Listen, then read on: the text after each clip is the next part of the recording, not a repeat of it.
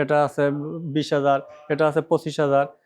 আর সামনে যে সাইক্লিংগুলো আছে এগুলো আরেকটু অনেক হেভি, এগুলো বিভিন্ন ব্র্যান্ডের আছে, ডিএসজেড ব্র্যান্ডের আছে, ডাব্লিউএনকিউ ব্র্যান্ডের আছে, জিম মোস্ট ব্র্যান্ডের আছে।